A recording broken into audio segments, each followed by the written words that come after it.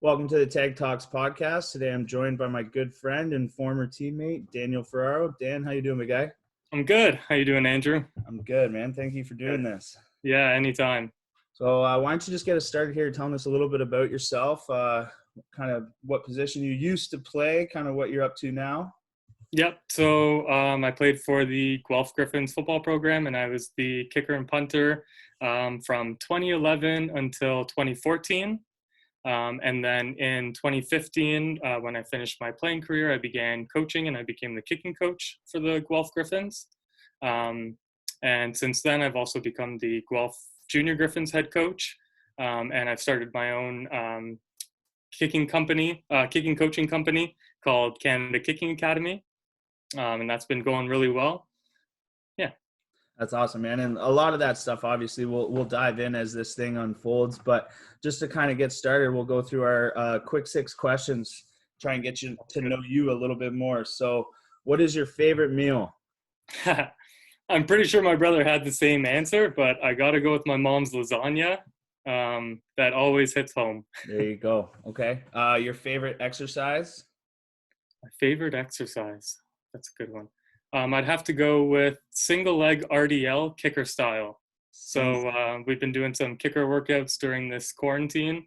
So we got a little single leg RDL that we do with a leg swing. So kicker style. So you kind of like follow through and come through That's with right. it? Nice. Yeah. Nice. Okay. Least favorite exercise? That's a good question. I don't think I have a least favorite exercise. Yeah. They're all important in their own way. Coach Ferraro doesn't discriminate. He loves it all. Okay. If you could play any other sport or any other position, what would it be? Well, soccer was my first love. It's what I grew up playing pretty much until high school. So I'm going to have to go with a soccer player. And you got to want to be a striker so you could put the goals in. There you go. Yeah, and honestly, I don't think there's any kicker in the world that's going to answer that question without kickers. So it's what I was expecting. Okay. In your opinion, what is the best sports movie of all time? Remember the Titans. Okay. Denzel Washington is one of my favorite actors. That movie has a lot of lessons outside the game of football as well. And yeah, I can't get enough of that movie. Certainly. Okay, then the last one here, and feel free to throw out multiple answers if you have them, but favorite podcasts, books, blogs, just kind of any sort of kind of continuing education resources that you kind of go to. Yeah, so one of the podcasts I listen to just for entertainment is the Joe Rogan Experience. That one's a good one just for social media things. And then in terms of development, there's a coach out of the States called Coach Cahill, and he just came out with a kicker podcast. So I've been listening to those recently, and those have a lot of good lessons. He's had some NFL kickers on there. So that's the one I've been focusing on mostly. Cool. Any favorite books? Favorite books? Yeah, I would have to say The Power of Now. The Power of Now. Yes. So that book is all about living in the moment, realizing that you can't change things that have happened in the past. You can't control things that are going to happen in your future. The only thing you can do is control what's in your control right now, and that will set you up for future success. Sounds awesome. I haven't read that one. I'm a pretty big book aficionado, so yeah, I've heard of it, but I haven't read it myself. So thank you for the recommendation. No worries. Yeah. Well, now that we've gotten to know you a little bit better on the surface, let's dig deep and let's hear about your football story. So obviously, like we said at the beginning, you've kind of transitioned now a little bit into coaching. So maybe briefly kind of just go over your football career. Like you said, you came over from soccer. Walk us through the high school and then 2011 through 2014 at the UOG. Okay, yeah. So I guess my football career began as my soccer career was ending. So at the end of my soccer career, I was playing for the Toronto FC Academy team while I was playing high school football at the same time. And pretty much what had happened was with the Toronto FC Academy, I didn't make it to the next step. And at that time, I kind of had to make a decision in my life whether I wanted to continue with soccer or make the transition over to football. And I went to high school with Brandon Bridge, So quarterback who's in CFL, had a run in the NFL as well. And he's actually the one who convinced me that I should follow football because I'm good at it, and it can provide a lot of opportunities. So I ended up making the transition over to football. From there, I got recruited to the University of Guelph, amongst a whole bunch of other institutions across Canada. And I ended up deciding on going to the University of Guelph. And I began my career in 2011. Played for 4 years. In my final year, I broke the CIS, or at the time it was CIS record for most field goals in a season. And actually in that 4th year, I ended up getting injured on my knee, and I ended up needing to get knee surgery. And then that was another point in my life where I hit a little bit of a roadblock, and I had to decide which direction I wanted to take it. So I used that time through rehab and through learning about all the different facets of football to make the transition into coaching. And yeah. That's awesome. Well, to backtrack a little bit, so you said Brandon Bridge was the one who actually kind of twisted your arm to dive into football full time. Like what age was that? So that would have been grade 11. Grade 11. Or grade 10, sorry. I started in grade 10, and then grade 11 is when I officially made the switch to football. Mm-hmm. And that's when I started attending combines and training sessions and really learning about the sport of football and the art of kicking. Yeah. And then I just continued on with it, kept training, kept going to as many different combines as I could to showcase myself, and then ended up just continuing on with it because I found a passion. Yeah. And then so you were actually the first like true kicker that I ever knew. We played Team Ontario together back in 2010. And up until that point in my life, like the kicker was just always like just a guy on the team, you know. It was like out of all the guys, like the coach would just be like, it's like always the last practice before the season starts, and the coach is like, "Yo, who can kick? All right, kicker tryouts, let's go." I remember every year I would go out just for shits and giggles, and it was definitely not pretty. So yeah, you were actually like the first kicker specialist, like real true kicker that I ever met. And I remember it was a nice luxury. I remember like playing in the Canada Cup, and it's like, oh, we're going for a field goal. Normally in high school football, it's kind of like, oh God, like what is this? You have no idea what you're gonna get. And then you know, relatively confident when Dan was walking out there, you're like, okay, we're gonna get 3 points here. This is good. So yeah, that was kind of interesting for me, just because up until that point, I had honestly never knew anyone and didn't really even think of it. People just kicked. Right.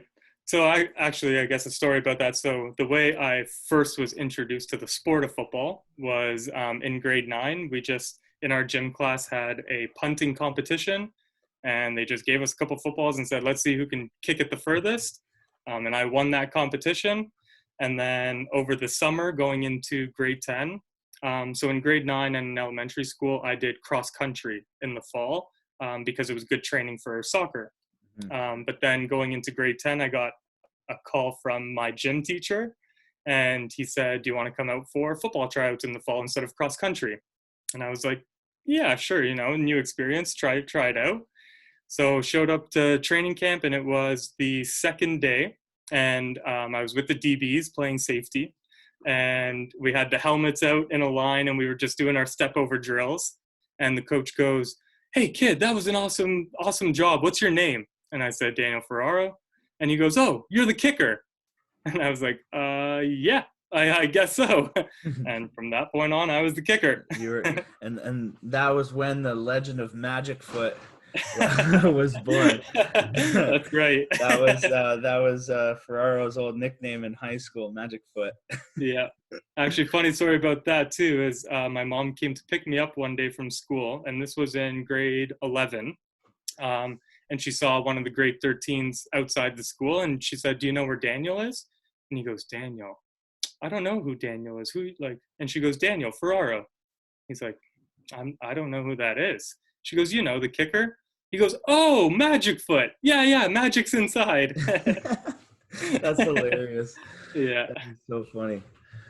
Oh man, that's dating ourselves now with the high Oh school yeah. stories. But it is fun to do a little walk down memory lane every once in a Yeah, while. reminisce a little bit. Yeah. So your last year at Guelph, you went through some injury stuff, and that was kind of what was the tipping point for you to kind of have that conversation about whether you wanted to pursue football as an athlete or make that transition to coaching. Right. Obviously I know what decision you made because we've been friends for a long time here, but Yeah. what was that kind of transition period like for you, and how did you go about making your decision?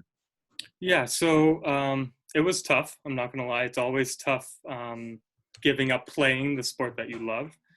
Coaching it definitely keeps you involved, but it's a lot different than being on the field strapped up with the boys. Um, so in my fourth year was actually my brother Gabriel Ferraro's first year at the school. So that fourth year was also not only a good experience for me kicking wise, but it was also a good experience coaching my brother and mentoring him, kind of showing him the ropes of not only football life, but university life. Um, and then after my fourth year, going into my CFL combine and tryouts and things like that, um, I went to see a doctor for my knee injury, and he told me that I would just need to take a month or two off and then I would be good to go. So I did. I took a month or two off. And after that month, it ended up being worse. So I went to go see another doctor. He said the same thing, take another month off. So I took another month off, and still no changes. So it ended up being, I got injured halfway through the season of my fourth year, and I didn't end up getting knee surgery until the September going into my fifth year. Um, so finally, over that time period of doing the CFL tryouts as best as I could, and going through the rehab, at the same time, I was mentoring Gabriel and starting to coach up some of the younger guys. And I found that I had a passion for coaching and I was really good at it. So I just decided to continue on with coaching and start setting the path for my brother to make it as the athlete. That's pretty like, obviously some unfortunate circumstances in there, but what a cool opportunity for you as an older brother to be able to kind of cut your teeth in the coaching world by kind of, doing your absolute best to make sure your brother didn't have the same kind of misfortune that you had at the end of your career. So, Right. um, it is kind of weird, when you look at things and you get put in a situation where you have to make a decision. But I think ultimately you probably made the right one for you. Like you said, you had a real knack and passion for coaching, and I guess, it just fit like a glove when you stepped into that For role. sure. Yeah. What were those first couple years like as a young coach, coaching your brother, but also being on staff with guys like me that you played with for a while? Was that a tough transition too, to try and make that transition from being to athlete to coach, but also staying in that same kind of environment that you were in for the past years, where you had just been an athlete for the past 4 years? Yeah, it was tough. And I will say also being a kicker, especially when you're trying to coach some of the other positions, you're still just a kicker to a bunch of those guys. So the first couple of years were a little bit difficult coaching other positions, I would say.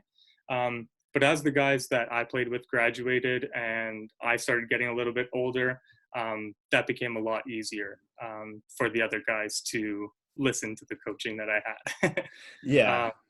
Mm-hmm. And yeah, and just to go back, so with my knee injury, the biggest thing that I was thinking was when one door closes, another door opens, and everything happens for a reason. So rather than taking my knee injury as, well, that's my football career, that's it, I'm going to hang them up, I just decided I need to stay involved in this game and there's got to be another way for me to do it. And I just started coaching. Yeah, like you still had a lot to give to the sport, and if Mm, circumstances weren't going to allow you to give it back to the sport by being an athlete, then you were going to find a way to continue to contribute. right. And obviously, you did a great job with your brother, and I fortunately, I guess he came along and broke your record. So Yes. I guess that's like that's probably an interesting situation to go through, because I'm sure I never set any records myself, but I'm sure if I ever did, I'd want it to stand. So to Yeah. see it crumble at the foot of your brother, I guess is probably the best way to see it go. Yeah, for sure. And for me, I just kind of said that solidified my decision that I'm an even better coach than I was a player. And I definitely made the right decision in moving over to coaching. Yeah. So, like you said, so that's kind of led you up to where you're at now Hmm. as the coach, the kicking coach at the University of Guelph. Obviously, your brother graduated a couple years back there, and now you're working with another young group of kickers. You guys have we got a few over there, eh? We've got 4 right now on the roster. Yes. Yeah, even one of my guys, Nick Gordiero, still is Yep. over there kicking some leather. But Yeah. Just finished his first year. yeah, Hmm. so what, like, that's how you kind of got started at the U of G. When did you get involved with coaching Jr.Gryphons, and how did that progression look like? Because I don't know if this is maybe somewhat unprecedented, but you know, you're a kicking coach at the U of G, but for Jr.Gryphons, you're the head coach. And to my knowledge, I've never really heard of someone that's kind of progressed through the ranks that quick to go from such a specialized position as of kicking to kind Hmm. of being head honcho and head coach. So what was that progression like, and when did you get involved with the Jr.Gryphons, and how was that ascension up the ladder to be head coach for the Junior Griffs?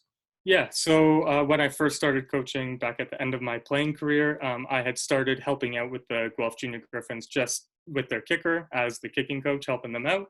And then when Matt Nesbitt got the head coaching job with the Junior Griffins in 2016, I think it was, I became the special teams coordinator. And then I did that for 1 season. And then when the Junior Griffins came back the following season, I became the head coach. So And one thing, go ahead. I was just going to say, so to clarify, because COVID stuff is all messed with my brain, would this have been your third year as head coach, or Second. second? Yes. Okay, perfect. So, yeah, so with the Guelph Junior Griffins, Matt Nesbitt did it for the summer, and I was special teams coordinator. And then the following summer, the Guelph Junior Griffins actually took a year off. That's what it was. Um, Okay. yeah, I was and like, I'm missing something here. And I know I've been around, and I've been coaching with the Jr.Gryphons for a long time. And yeah, through that time, when you were the special teams coordinator, I was the head coach of the junior the varsity JV. program. Yep. But sometimes my own memory doesn't serve me as best as it used to. So I knew I was missing something there. So thank you for clarifying. Yeah, no worries. So, yeah, so I started when I became the head coach. My vision, or the way that I looked at my job, was as the kicker. I had a really cool opportunity to be able to step back and watch the team as a whole. So I find sometimes when football players are in university and they're competing and they're training every day and watching film, they kind of get stuck on I'm a linebacker, so I have to know everything a linebacker knows, and everything else will take care of itself. So me as a kicker, of course, I had to take care of my job kicking, but because I didn't have to watch as much film and do as much studying, I was able to study the other positions and kind of get a feel for what offense looks like and defense looks like, um, and took it from there. And then in addition to that, when I had to build my staff, I tried to make sure that I had experienced guys around me. So that's why you're helping me out, and you're my linebacker coach, because you have that head coaching experience. And Mikey Carney, the defensive coordinator, has his head coaching experience from when he was the Bantam head coach. And Stevenson Bone has been coaching with the London Junior Mustangs for years. And now that he's with the Guelph Griffins, he came over to us last year. So I just try to surround myself with as many experienced coaches as I can, so that I can learn more, and then just so that we have so much more to offer the boys.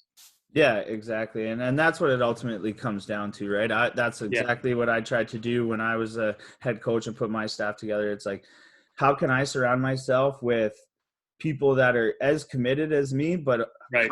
come with all these different viewpoints, so that ultimately these kids that are going to play for us are going to get the best experience. Yeah, Because, you know, I don't want every kid that's going to come through my team to just think like me, because that's so that's right. narrow-minded and such a short-sighted approach. Like, I want to expose these kids, especially when I was like JV. It's such an early stage of their development as Yeah, athletes. It's like, I want to expose these kids to everything. I want to make sure we're not just pigeonholing, hey, you're this position, you're that position. It's like, hey man, let's build some versatility into this team. Let's yeah, move kids around. Let's make sure people can play multiple positions. Let's make sure we're teaching them. Let's that's make, right. you know what I mean? And it's So I think that's one thing that I really respected about you and how you've gone about your business as head coach, is that you've really done your best to make sure that there's just so many like complementary pieces to that puzzle for you. And I know ultimately your motivation for doing that is to make sure that these kids are getting the best out of their experience as a junior Griffin. That's right. And then for their future as well. So we say that our big vision is to not only get our athletes to the next level of their life, whatever that may be, but also to make sure that they're prepared for when they do get there. Mm-hmm. So one thing, being in university and in that atmosphere, there are a lot of guys who make it, but don't end up sticking with it or staying committed or whatever it might be. So we want to make sure we equip our athletes with the tools to not only make it there, but then succeed when they are there. Yeah. Well, like the turnover rate within university football, and obviously like, you know, our experience is just at the University of Guelph, but we had buddies that went on to other schools and played all across. Like the turnover rate year to year for the student athletes, especially in football, just because of how intense it is, man, it's really high. Like it is. My recruiting class at the U of G, I came in 2012.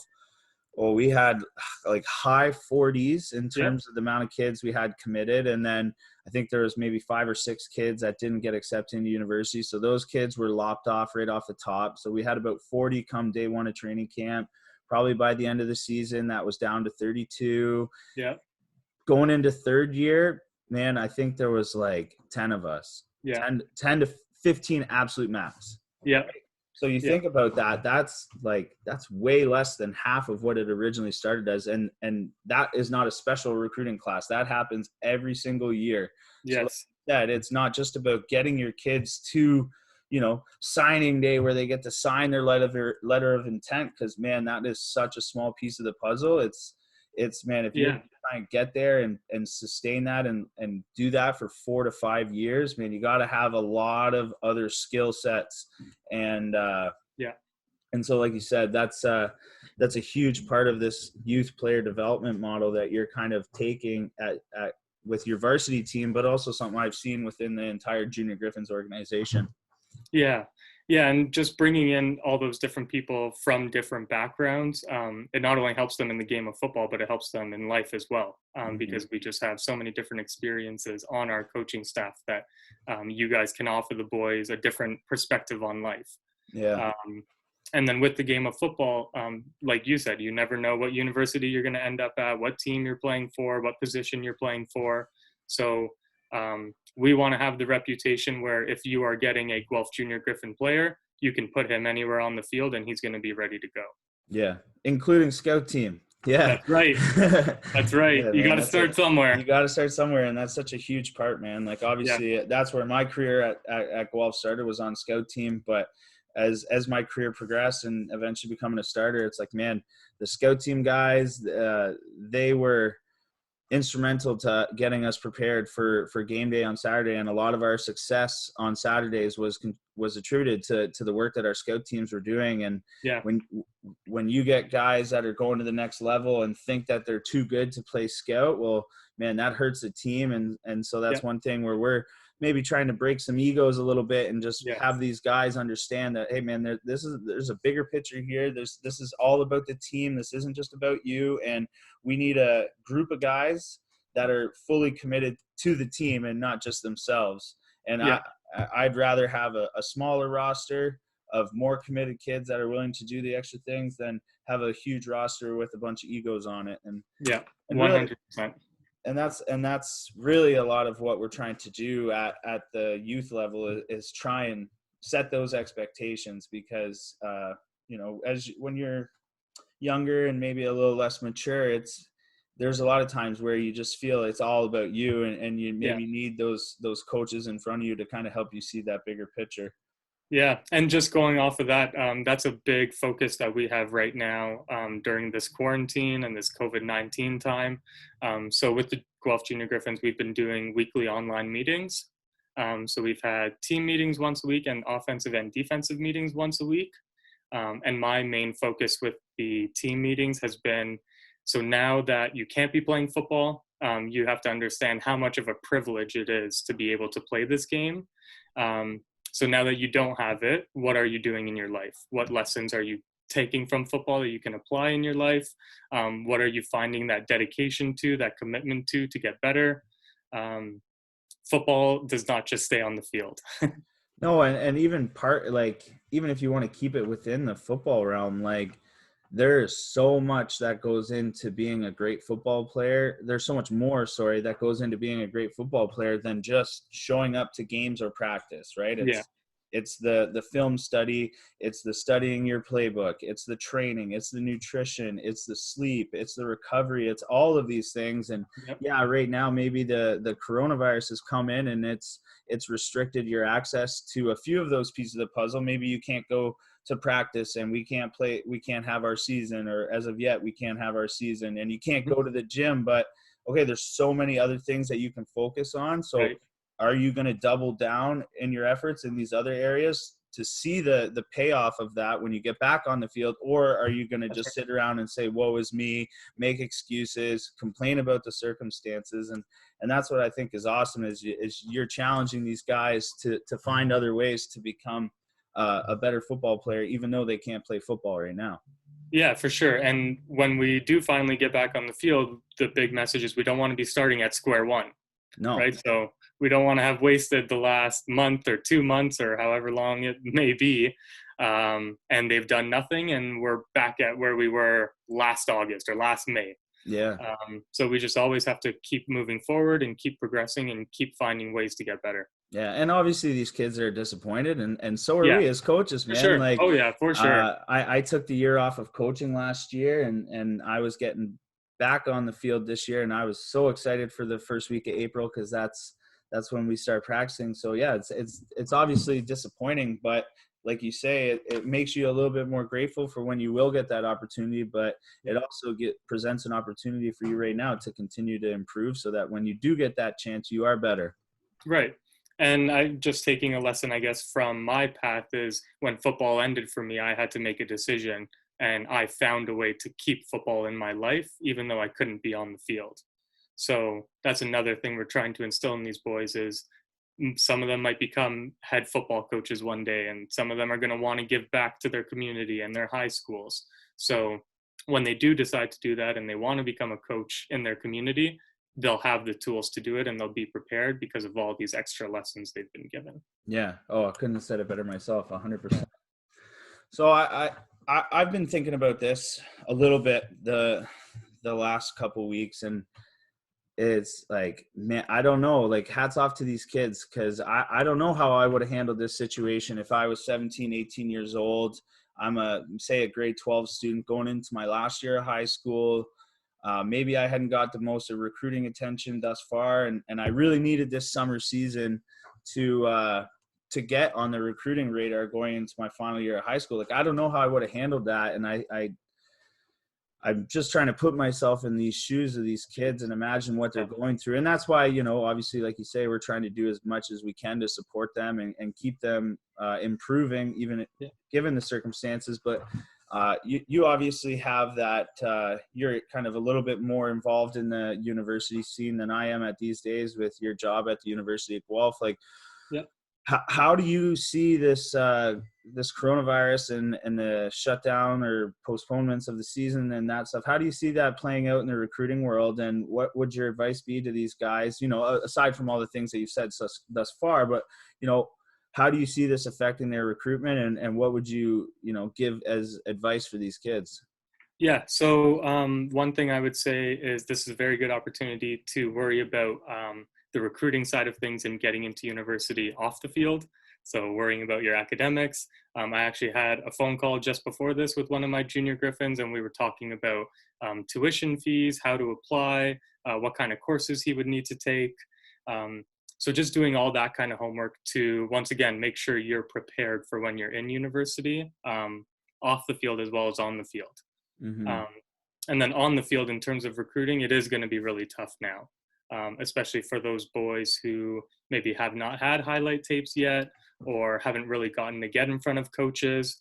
And my advice to them is, like I kind of read in that Power of Now book, control what you can control. You can't control getting in front of a coach right now. You can't control getting any extra game film right now. the only thing you can control is working on your craft. So get outside or go into your backyard and just do drills to make yourself get better. As soon as we can get back on the field, I would say you can film yourself doing drills, doing different things that a coach might want to see to show that you're still committed and still trying to get better. And those are different ways that you can appeal to these coaches. Mm-hmm. Yeah, and like you said, like I'm mainly thinking of the kids that maybe haven't been on the radar as much right now. Like I think right now is a youth sports recruiting blackout. No, or did that Yes. end? Yeah, I think I it think, is. But yeah, regardless, like if you're one of those kids that is in that circumstance right now that we're kind of describing, like once this blackout's over, like be proactive, reach out to that's coaches, right. let them know, hey coach, you know, I was really looking forward to this summer to have my opportunity to showcase my talents and you know how I think I might be able to play at the next level, but given the circumstances, like what can I do to, you know, potentially enter that conversation as someone you might be looking for as a recruit, or what are the things that I can do to continue to move forward in my career? Because at the end of the day, like they might not respond. They might. I don't actually know. I'm not going to promise you that if you do that, Right. they will, but I can promise you that if you do stuff like that, those coaches are going to say, wow, this kid actually cares. Yes. You're given all And the opportunities right now in life to give up and yep. to show that you're willing to go the extra mile and to reach out and to try and sell yourself and put yourself on that radar. Like Yep. that might just be enough for that coach to actually give you the time of day and actually maybe go back and watch your film or come out and try and watch you in the fall. Fingers crossed that we're Yep. allowed to play high school football too. That's right. But it's just at this point, it's like, how are you going to separate yourself from everyone else right now? And you Yeah. have to see the opportunity and the adversity right now and do the things that are going to, you know, give you a leg up, because And there's a set lot you of kids that apart. are sitting around right now complaining. And if you're one of them, come recruitment next year, you're going to be in a bigger pool, because Yep. now next year there's going to be 2 classes coming out in the same year. That's Right? right. So that pool is just doubled in size. So Yep. you got to work extra hard to get yourself on that radar and get noticed. And for some Yep. kids that might be, you know, taking the lead on that and reaching out to coaches.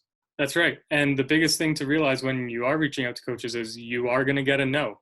And that's why you got to send out as many of those as you can, because you only need one of them to say yes. Exactly. So one of my best friends, Blake McNeely, when he was in grade 12, he actually got injured and he couldn't make a highlight tape. So what he ended up doing was sending out his grade 11 highlight tape, which wasn't very good, to anybody and everyone that he could, and said, I got injured. I'm going to be a lot better. I've been working out, doing all that stuff.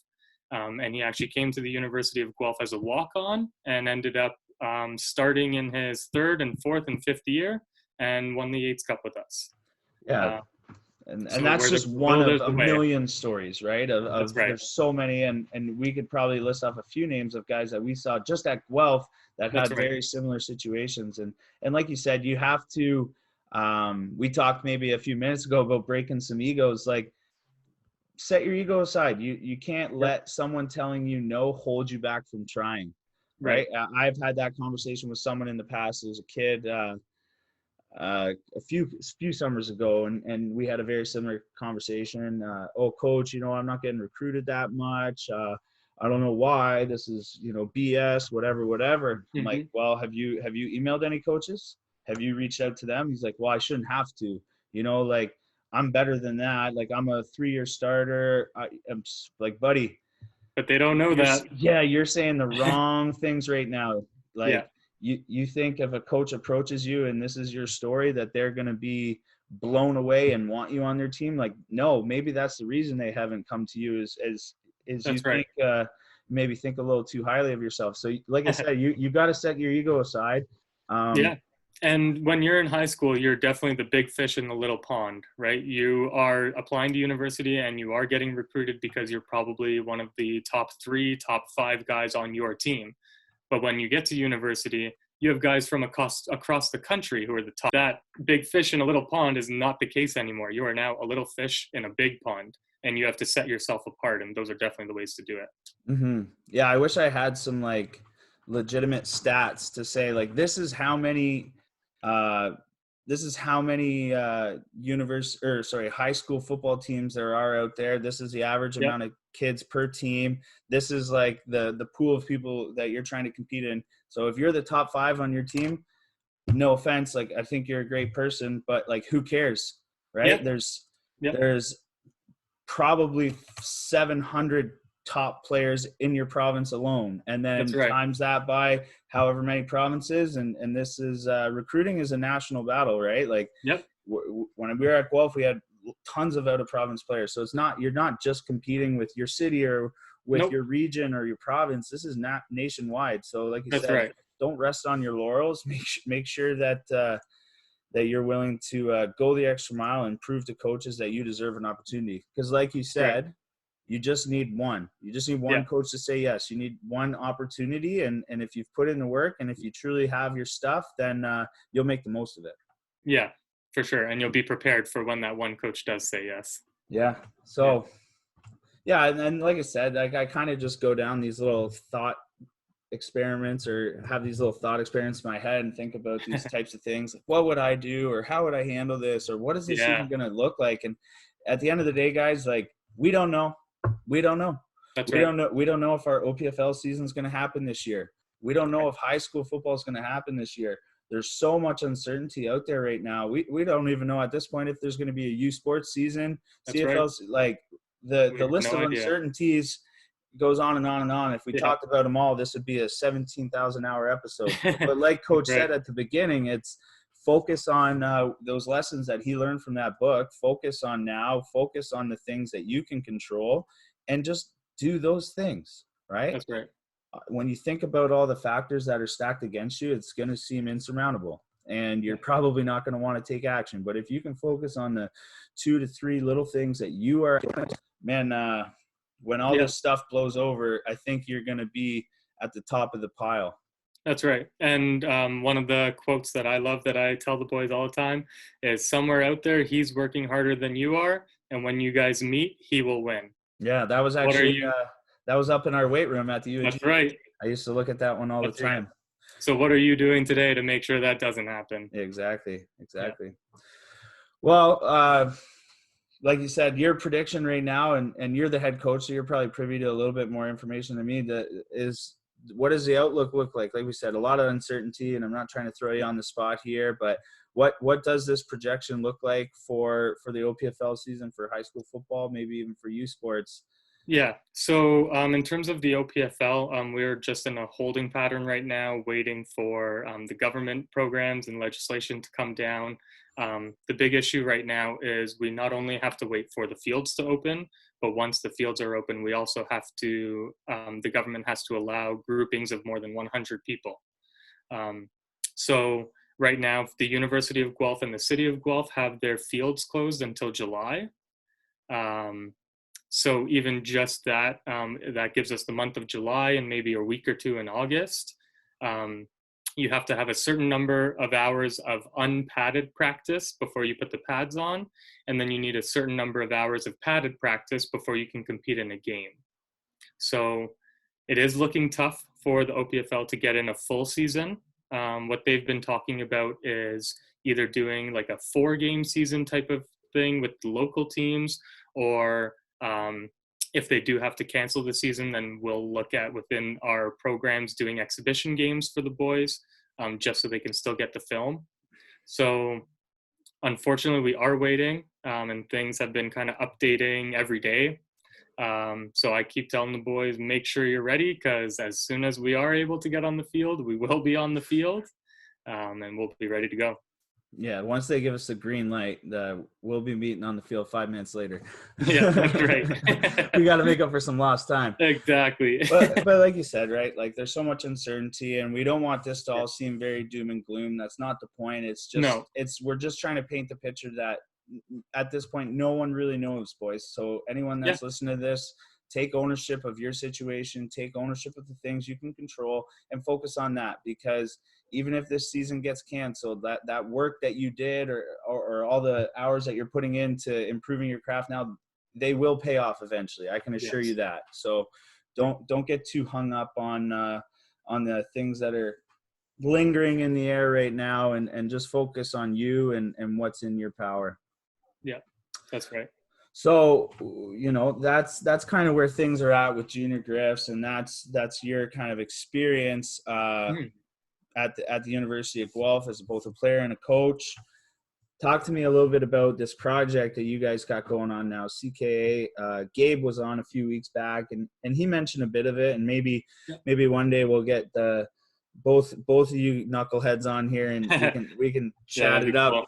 Have a lot of fun with it. But talk to me about CKA. Kind of, what are you guys trying to do here? What are the things you're trying to instill in your athletes? I'm sure there's a lot of carryover from the things you've discussed so far. Yes. And how are you guys approaching the kicking game a little differently? Yeah, so CKA Canada Kicking Academy, and pretty much the big reason why we started was, like you said, not a lot of high school kickers out there who say, I'm a kicker, I don't play any other position.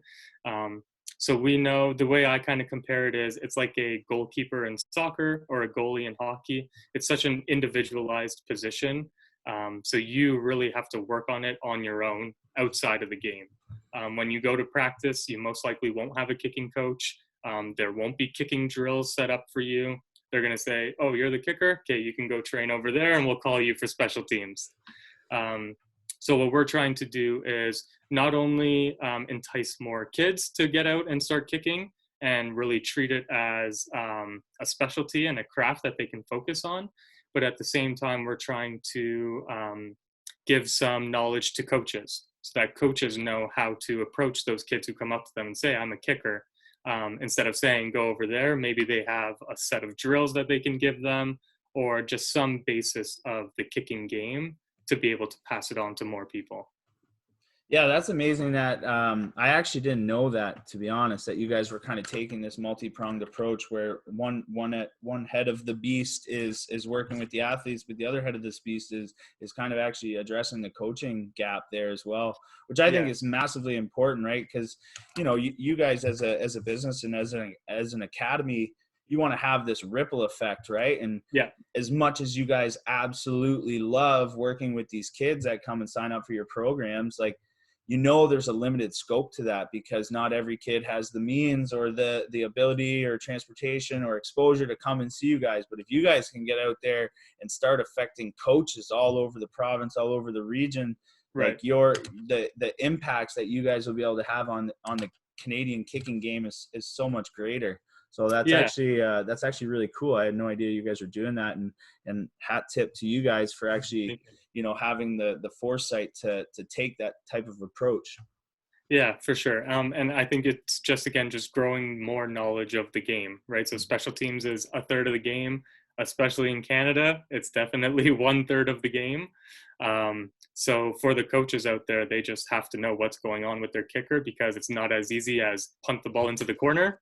If you can give them a little bit of direction, or even if you can know a little bit of their techniques. So for me, it's just learning more about the game of football. So I think every coach would be interested. Yeah, no, exactly. And that's the thing. Most football coaches are eager to learn. Yeah, it's like sure. We get stuck at home with our girlfriends or significant others, and we try and talk to them about football, and it gets to the point where they're just like, shut up. So anytime there's coaches that are out there that want to talk to you about football, man, most of us, we're all into it because we're just like, finally someone that wants to talk to us about this stuff. And that's the same with me in strength conditioning, man. My poor girlfriend, she's had to listen to me talk about football and strength training more than anyone in the world, and I appreciate her for that patience. But man, that's why I love doing this kind of stuff, is getting out there with coaches and chopping it up and learning more and just talking about it, because man, it's fun. And one thing that I learned in university is like the best thing you can do for yourself is be a lifelong learner. So you've never learned enough, you've never learned everything. The best athletes in the world are still training. LeBron James still shoots the basketball every day. He's not just hanging out because he's the best. There's always ways to get better. Yeah, that's what I like to call the white belt mentality, right? That's right. You're just, hey man, I'm a white belt for life. It doesn't matter what I've accomplished, doesn't matter what I know, doesn't matter what I think I know. I'm here to learn every single day. That's right. It's amazing. So just because I know a little bit about you guys, like you said, you're working with the athletes, you're working with the coaches with CK and that kind of stuff. But the one thing that's really impressed me with just being able to watch you and Gabe work with CK is the depth of, how you guys are going about it, like breaking film down, like just taking that level. And like you said, you're just trying to level it up. But Yep. what are maybe like the few of the things that maybe you guys think that you're doing a little different? I know you guys have both worked with lots of coaches in your past, and Yep. I don't know if you ever did, but I know Gabe has traveled throughout the States a little bit, Yep. working with some other coaches. So you've got this breadth of experience. And how are you guys kind of bringing that all back and funneling it down and doing things maybe a little differently here in Canada? Yeah. So I got very lucky when I was at the University of Guelph to meet a whole bunch of different kicking coaches and former CFL and NFL kickers and punters, and just gain as much knowledge as I can. And now what we've trying to kind of done is put it together in the CKA, and bring all those different techniques that we've come across into one program. The big thing with kicking is every kicker is different. Every body is different. Every mindset is different. So kicking is a very individual coaching, one-on-one transition. So taking all those different lessons, it's not so much putting them all together for that one perfect recipe for kicking, because there's no such thing. But when I get the kid in front of me, I have all these different experiences to pull from that might influence him. Mm-hmm. And that's kind of the way we shape. Yeah. And that's why, that's very similar to what I do with my approach and strength conditioning and all that kind of stuff is, I learn as many different techniques from as many different people, from as many different walks of life and areas of the world and everything, because I know, hey, I might be able to steal this idea or technique that I learned from this guy here because it's going to apply perfectly to this person in their situation. But if I took that same idea or principle and applied it to athlete B over here, that's what's going to ruin them and hurt them. And that's what our job as coaches is, to expose ourselves and have that white belt mentality and always learning, so that we can kind of distill it all down and dish it out to the, to everyone based on their individual circumstances. Yeah, and that's one thing I love about being a kicking coach and working with kickers, and I'm sure it's the same with guys who are working out, but it's that one-on-one. So you get to learn so much about your athlete, and you get to learn what they really need for them to be successful. And it's just so cool to see that growth in that one athlete. Oh yeah, that's what keeps you coming back for more, right? That's what turns into a coaching junkie, is to just see. That's right. Yeah, that's what gets your hooks in, man. You get that first one, you get to see that change, or you see the fruits of your labor and see the fruits of their own labor, and to be a part of that and work together and see how like with some consistent effort over time, some pretty profound changes can happen. And then once you see it happen once, you're like, oh man, this is like the world's greatest puzzle, and I just want to try and solve them all. That's right. Right. That's awesome. And like I said, I've been working with Gabe for the last couple of years. So, I've been able to kind of hear about what you guys are doing and see how we can take those ideas and things that you guys are working on with Gabe specifically and tie that into the weight training and our strength conditioning that I'm doing with him, and then vice versa, seeing, where is this overlap. And that's what's kind of exposed me to the depth of what you guys are doing. And that's kind of why I just wanted to, give you the opportunity to talk about that stuff, because from my standpoint, and obviously I'm a young coach too, but from my standpoint, I've always been super impressed with just the depth of how you guys approach things. And from my experience, which I'm acknowledging is limited in the kicking world, it just seems like it's to a higher level than what I've kind of seen or observed kind of over the last few years as both an athlete and a coach. Yeah, for sure. And what we like to say is kicking is simple, but it's not easy. There are so many little not things. Easy is one of my favorite sayings. I love that one. Yeah. It's so true. And especially like when you're watching the NFL and you see those guys kicking the ball perfectly every time, you're like, oh, that looks so easy. I can do that. until you really get to dive in and find all those little things that make that guy so perfect.